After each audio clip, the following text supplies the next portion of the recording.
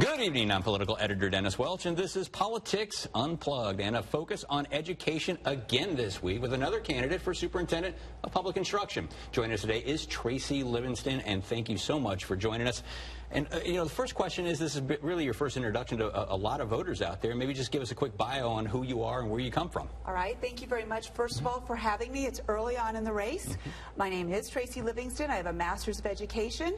I have been in the classroom for over 16 years, 12 of those years in the Title I school districts. I also sit on the Maricopa Community College Governing Board. I'm an at-large member, which means I won all of Maricopa County with 228,000 votes. All right. It's pretty impressive. So let's the first question about the campaign. Why you? What do you think the biggest problem is in education right now?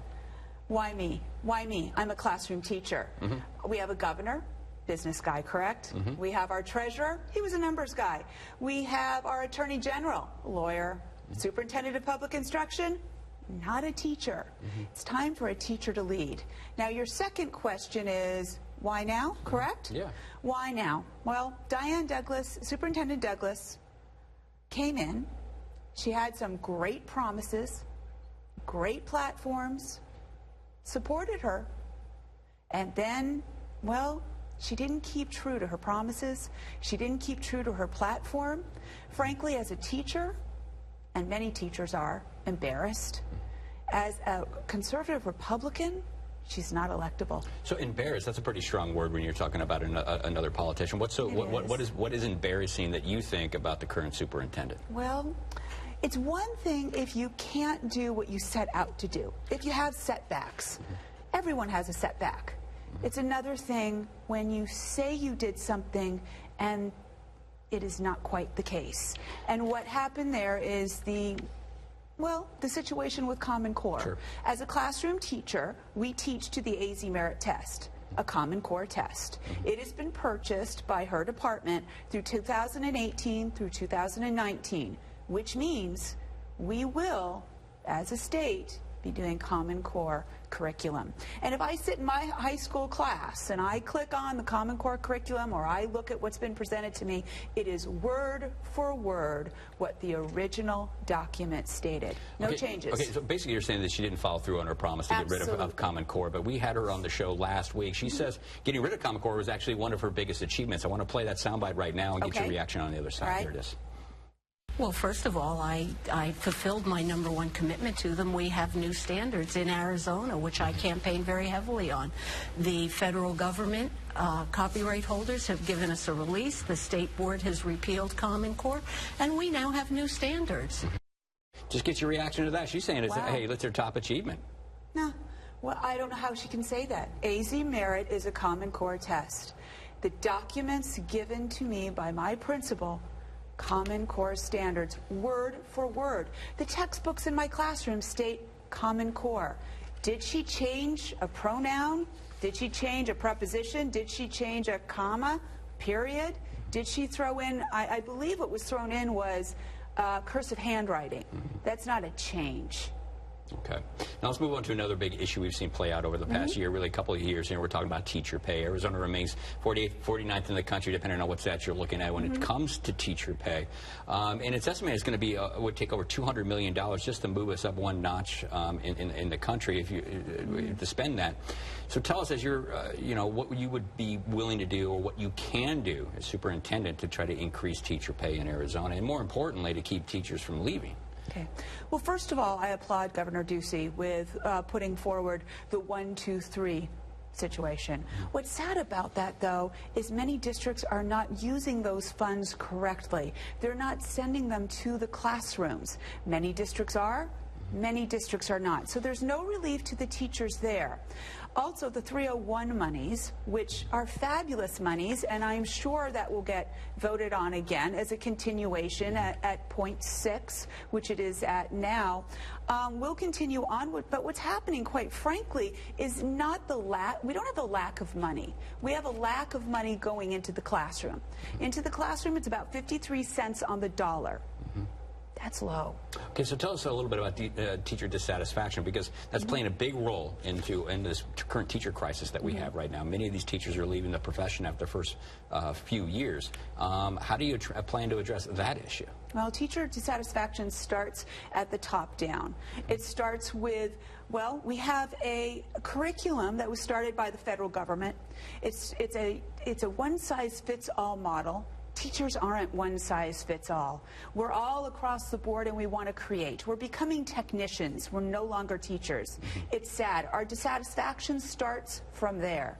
Then it moves up to the principal, who is running around like a chicken without their head, dancing as fast as they can to do all the paperwork that is mandated by the district and mandated by the Department of Ed to keep everything in line. Our dissatisfaction starts at the campus level. No one has time to say, good job. No one has time to do anything nice for one another anymore. So it starts at the lower levels, and it is certainly moving its way up, but it does start from the federal overreach. So, okay, let's stick with teacher retention and recruiting. A couple of weeks ago, we had a man, Dan Hunting from the Morris Institute of ASU, and he says, talked about that issue of teacher satisfaction, keeping teachers in the classroom and whatnot, and he said that shifting money around has some unintended consequences. I want to play a clip from that and get your reaction. All right. For instance, if we say we're going to give teachers more money by taking money out of administration support, moving to the classroom, well, then you end up increasing the teacher workload because you've taken all the, say, vice principal's duties, given them to the teachers. That can come back and bite you. What do you think of that? I don't believe it. What I believe is we're not trying to take the jobs away from the administrators. We're trying to see what the best practices are in the districts that are moving along well, that are funding at a higher rate than 53 cents in the dollar. What are some of the things that we are perhaps wasteful on? Let's look at cafeteria spending. Let's look at our buying of certain products. What are we wasteful on that we can suddenly then put into the classrooms as opposed to more district spending? So no, I don't want to oust anyone from their administrative positions. I want them to come to a place where we're spending practically. Okay. Now, I also want to ask you, too, state lawmakers this last session greatly expanded a school voucher program that allows people to send their kids to private or parochial school. Now, they've capped it at a certain amount of growth per year, but but as of right now, every student, all 1 million Arizona students in the K-12 public school system are eligible to compete to get into one of those spots. Are you a supporter of the voucher program? I am. I like what Governor Ducey did. I'm for school choice. And I'm also for school choice because I've seen it on the other end. The public schools are not losing their kids. We're really not. These are special programs that the kids who need those specialized, perhaps an art school, a special ed situation, a college prep school can find their niche. It's all about choice and about following the parent. Gotcha. Now, this was supposedly, this program was initially aimed at targeting students with special needs, also low-income students. Are you satisfied, given some of the reports out there that we've seen here in Arizona, that this money is being used the way it's supposed to be using, and it's not going into the pockets of wealthier kids from more privileged homes? I do have that. I do have that trust that if somebody's making XYZ dollars and doesn't need a voucher, I have that trust and faith in people that they're going to pay it out of their own pockets and they're going to leave it for those in real need. Do I have that guarantee? No. But I do have that trust and faith. That makes me a little bit different. Maybe it's coming from a teacher's heart. All right, and last question. It seems like you're a big fan of Governor Ducey and how he's handled education. Obviously, he does have his critics there. Have you reached out to him at all and plan on trying to get his endorsements, and has he said and reached back to you and said anything about that? I do have a standing offer to go see Governor Ducey, and I will do that after I take my holiday break and after he deals with the Goodwin fire. I think first things first. Will I ask for his endorsement? Yes. Will I gain his endorsement? There are now 5 people in the race. So one thing at a time. All right. Well, thank you very much for joining us. Look forward to talking to you the next time. But we do have lots more to come here on Politics Unplugged. Just ahead, the U.S. Senate struggles with just how to repeal and replace Obamacare. Healthcare providers are speaking up. Just ahead, how a leading provider says the current plan is the wrong prescription in the midst of an opioid crisis. And President Trump goes after the media again. But some say this new attack goes too far. Still ahead, can the president get anything done when he seems to be constantly tripping over his own tweets? My name is Frank. I used to work for the city of Phoenix, but currently I'm retired. My alarm doesn't have a snooze button. It has an AZ family button. Even though I was born here, I still learn new adventures when they go on their trip. It shows how great our state is. The hiking, the biking, and just hanging out with the family and enjoying just that time. And they go out to local restaurants and businesses. Believe me, I go out and I try it. Now that I'm retired, I get to watch the whole show. My name is Frank from Phoenix, and it's going to be a good morning, Arizona. Thank you for calling Lerner and Rowe Injury Attorneys. Thank you for calling Lerner and Rowe Injury Attorneys. Thank you for calling Lerner and Rowe Injury Attorneys. Hurt in a wreck and need to speak to an attorney? We're available 24/7. Get the help when you need it right now. I'm attorney Kevin Rowe. 977-1900. No contract, no risk, no catch with Cox High-Speed Internet. Call today and do everything you love online with Cox High-Speed Internet, starting at only $29.99 a month. Cox High-Speed Internet delivers the super fast speed you need to surf, stream, and download, with speed options up to 300 megabits per second. Plus, with most plans, you'll have free access to more than 500,000 Wi-Fi hotspots around town and when you travel. And Cox High-Speed Internet is now available with new panoramic Wi-Fi that blasts super fast internet across your entire home. There's no contract, and it's all backed by our 30-day money-back guarantee, so it's absolutely risk-free with a guaranteed 2-hour appointment window. With Cox High-Speed Internet, get blazing speed at a great low price, starting at just $29.99 a month.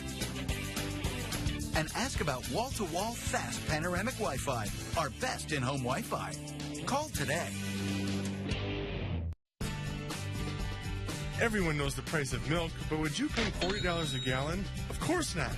Then don't spend $2,000 more for the same memory foam mattress at other retailers. Here at American Furniture Warehouse, we are the authority of memory foam mattresses at a fraction of the price. Did you know AFW sells so many memory foam mattresses each month that if you were to stack them up, it would equal the height of Empire State Building twice? Now that's a lot of mattresses. You don't need to spend more to get a good night's sleep at American Furniture Warehouse. Getting hurt in a wreck can ruin your day, but speaking to the insurance company before calling us could ruin your life. Pick up the phone and call us first. We'll deal with the insurance company and make sure you get every dollar you deserve. Call 977-1900. Also handling criminal and DUI defense cases.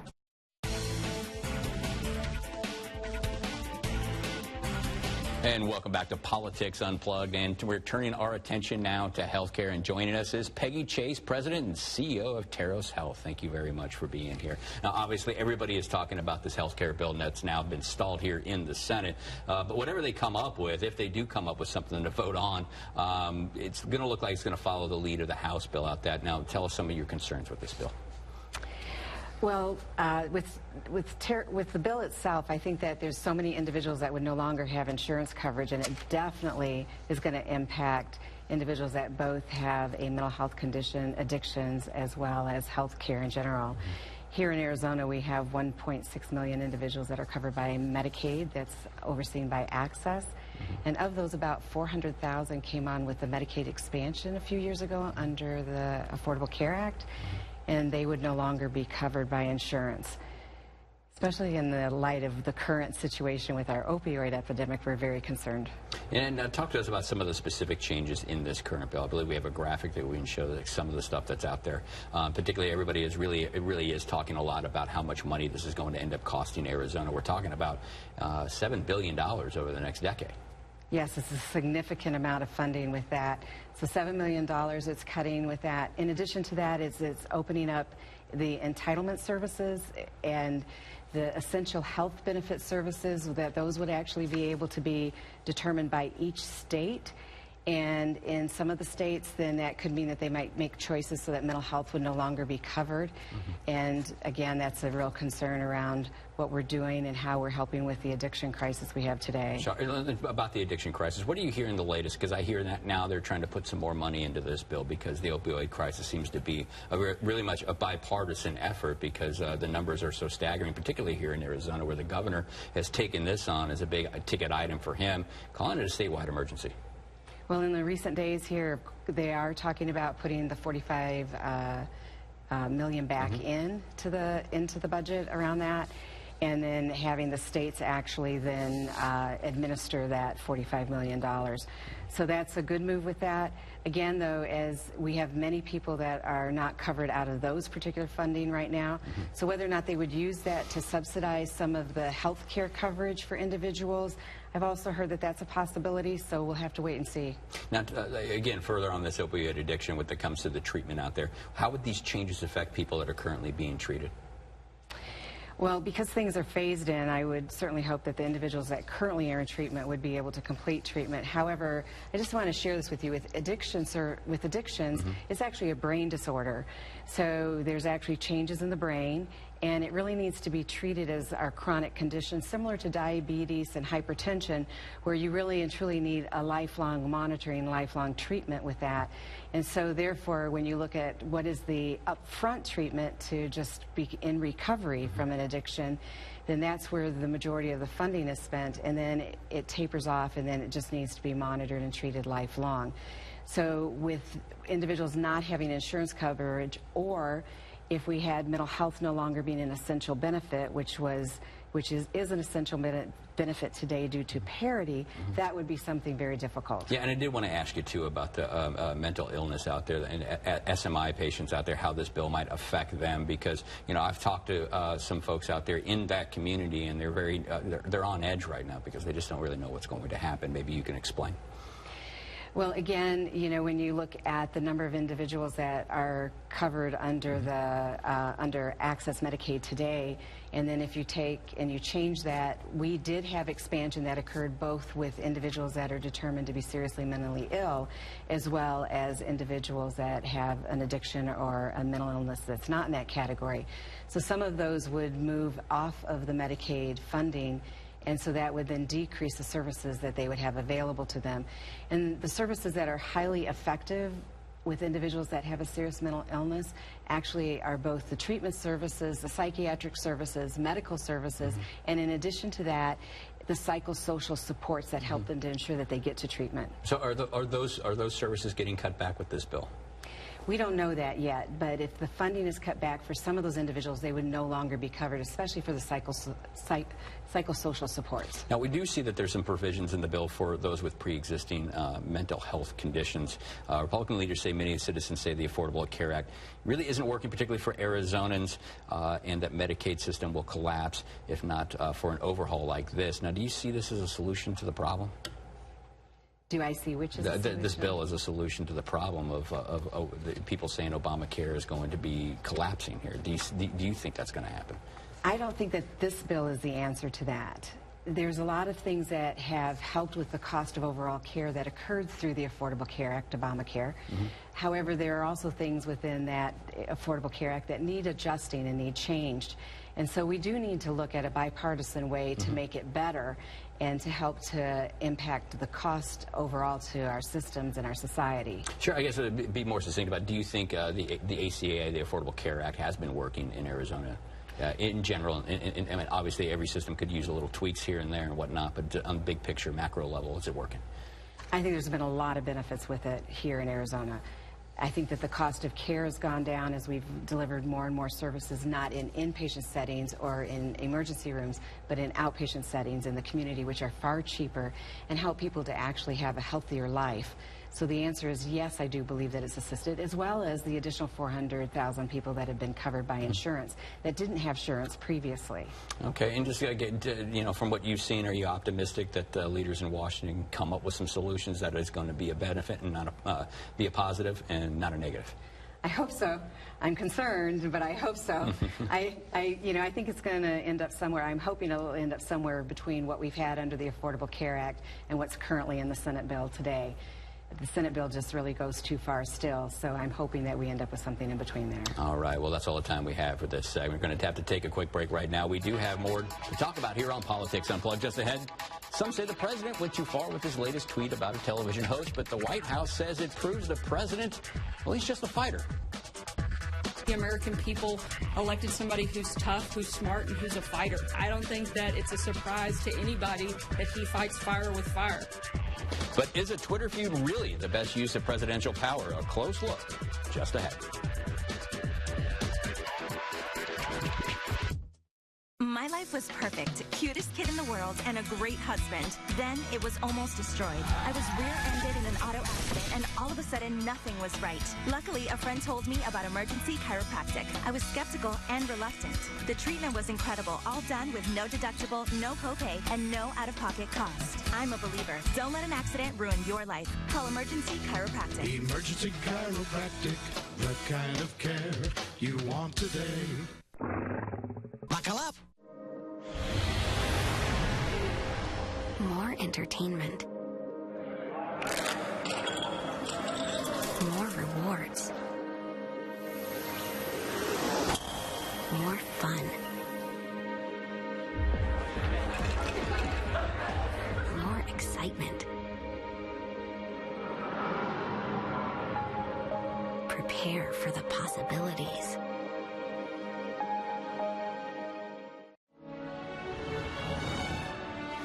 Wonder can't be contained.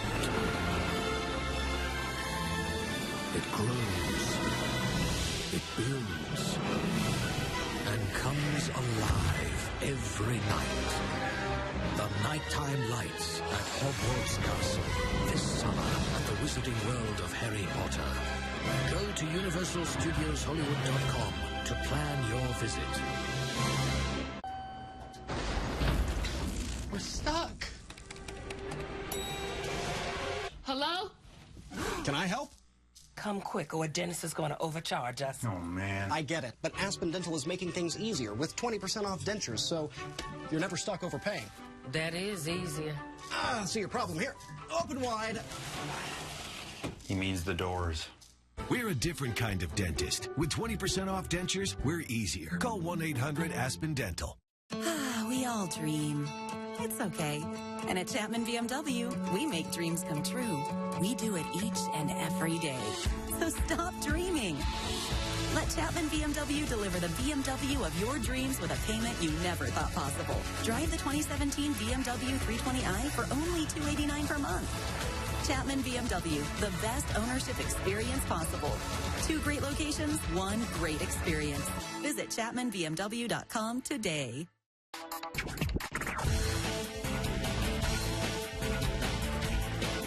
And welcome back to Politics Unplugged. It's now time to talk it out with our partner from First Strategic. And with us today is Marcus Dellartino. Thanks a lot for coming up here solo. Wanted to start off, we just saw another entrant into the superintendent's race. This is getting to be a pretty crowded field, at least on the Republican side. You've already got Frank Riggs over there running. Should Diane Douglas be pretty nervous? I mean, I did see a poll yesterday in some insider tip sheet that said that Diane Douglas is not very popular with the voters. Well, some poll numbers came out, I think, on all the statewide in Arizona, and her numbers in that poll certainly weren't great. But, you know, there's a method to the madness. I mean, there is a path to victory for her. The more entrants that get into this race, the more that vote gets split up. She's certainly got a base to work with. I mean, she's already been elected a statewide official. It might be in her best interest to have that many candidates, frankly, running for the office. So why is she drawing so many candidates at this point? It seems kind of unusual that you would have 2 candidates in a Republican primary. Well, I think that everybody's looked at the poll numbers. It's certainly been going on almost immediately after her election. There was rumors abound that there would be a Republican primary, and I think that everybody's sort of seizing the moment that they smell blood in the water. Frankly, the irony is, with so many candidates in the water, they may be giving her her best road to victory. That's interesting. Now I want to move over, talk about what's going on in Washington this week. Obviously, a lot of eyes and attention given on the health care debate up there. You know, it was stalled again. Is this thing ever going to get across the finish line? Oh, I think it will. I think that, frankly, the Republican base are going to be the ones that demand that something gets past that finish line. You know, there's nothing unusual about how this is sort of unfolding, frankly. They don't have the votes to get what is the current draft out. We know that. And so this is what Washington does. And, frankly, this is what the Senate does. They sit down and negotiate to get it past the finish line. I don't think it's going to have as big an impact as people are believing currently. I think this draft is going to be dramatically different because you've got to get those votes back on the train. Yeah, it was pretty interesting because we saw the president actually got involved in this, and he called all the senators in, and the 50 Republican senators in, had a meeting with them. Did he make progress with that, or did he muddy the waters even more? Because he was criticized afterwards by some as saying that this is a president who really doesn't have the command of the facts and the details. Well, I don't think that his timing was right, and I think that, you know, frankly, the way these best work is when the leader of the Senate sits down and starts to negotiate with his members. What do you need to get this past the finish line? That's, at the end of the day, that's going to that's how it's going to happen. The president's role is in a supportive. It should be in a supportive role to say, how can I help you, Senate? I think. Had he said, look, this is important to me, I want to get it done, that may have been helpful. But, you know, getting into the nitty-gritty with 50 people in the room isn't ultimately how the sausage gets made. Yeah, and obviously, again, he's also promising another big surprise. It seems to be kind of the MO of the White House at this point, where they offer something like this. Some have compared it to, like, you know, a tease for a TV show or something like that. If you've got something big, if you've got something good out there to put out on the table, why not just put it out there? I think he wants to see what he can get with it, not announcing it fully, but negotiate behind the scenes. And again, that's the better way to do it. There's no victory that's going to come by negotiating this with the press. No offense to my friends in the press, but listen, that's not how this gets done ultimately. Well, and obviously the president really not afraid to put his feelings out there when it comes to a couple of news anchors. Now, this is, speaking of the press, now this was Morning Joe host Joe Scarborough and his co-host there. It says in a series of tweets he said, I heard poorly rated Morning Joe speaks badly of me. Then how come IQ crazy Mika along with Psycho Joe came to Mar-a-Lago 3 nights in a row around New Year's Eve and insisted on joining me? She was bleeding badly from a facelift. I said no. Now, this has been roundly rejected by a lot of people on both sides of the aisle, including Jeffrey Lord, who's been one of the biggest supporters of the president. He said he couldn't even endorse this kind of tweet. What are you hearing? What's your reaction? And what are you hearing from a politician here in Arizona? I think most people would agree. Look, it's just not presidential. No. That's the best way to put it. That being said, let's go back and look at what's actually occurring beneath the headline, and that is MSNBC and these two particular hosts, shortly after inauguration, have been attacking him, claiming that he's sick, he's mentally unstable, before this tweet uproar even happened. So they haven't been friendly for a long time. Sure. Okay, so and I think that finally that tension built up enough, but you know, there's no excuse for sending out these type of tweets, and frankly, it's hurting his own agenda. That's what's most mind-boggling for people like me, who is that they are almost consistently going out of their way to hurt their own agenda. And it's amazing because the White House did come out, I think last month or a couple of months ago, said that this was official archive. This is official word of the president, and it will be archived in his presidential library in the future, all these different types of tweets. And I also want to ask you, too, because there was another wrinkle that came out after this. I mean, apparently Joe Scarborough came out afterwards and said that the president basically tried to blackmail him with a hit piece from the National Enquirer. Some of the details there is that Scarborough was alleging that he was asked to call the president, apologize to him, and then they would make the story go away. Just reaction to that. This story is going to continue to run because today we've got an MSNBC anchor threatening the president to get in a schoolyard fight. And so they're just as guilty as the president is of amping up this dialogue. Frankly, if I were a conspiracy theorist, I would say they had a plan all along to help MSNBC's numbers drive up. But I don't think that's truly the case. But look, at the end of the day, you've got to have message discipline when you're in the White House. Yeah. All of this distraction that they continue to have, always over Twitter account, by the way, it serves as a disservice to the White House, to actually moving your agenda, whether it's Obamacare, tax cuts, whatever it may be. All right. Well, thanks a lot. That is all the time we have tonight, but be sure to join us next week for more Politics Unplugged. Good night.